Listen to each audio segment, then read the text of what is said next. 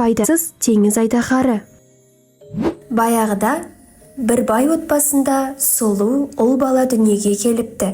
Ол ақшақардай аппақ, гүлдей әдемі, келбеті мінсіз, өзі сондай сүйкімді болыпты. Анасы ұлын қатты жақсы көргені соншалық, балам үшін бәрін жасаймын, қажет болса күнді де, айды да беремін, деп өзіне серт қылыпты. Күндер өтіп, айлар өтіп, сәби бір жасқа толды. Енді ол сүттен басқа тағам жеуді үйренген еді.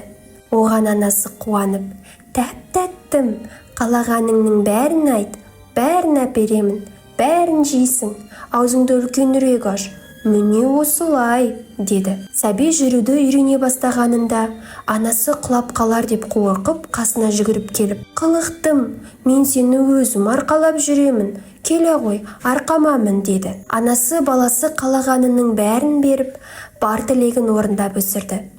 Ақыры бір күні анасы шаршап былай деді: «Жаным ұлым, енді мен де аздап демалайын, маған тамақ дайындап берші».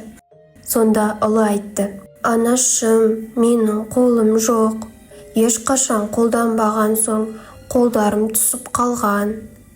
Ендеше алтыным, мені арқалап жүрші, аяқтарым ауырып кетті», деді анасы.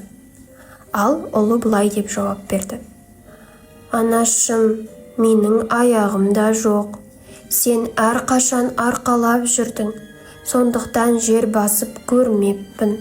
Бірақ есесіне менің аузым өте үлкен», деп аузын айқара ашты. Сонда анасы ашуланып айқай салды: «Сен мен ойлағандай мінсіз бала емес екенсің. Сен теңіз айдаһарындайсың. Қолың да жоқ, аяғың да жоқ, тек жеуді ғана білесің.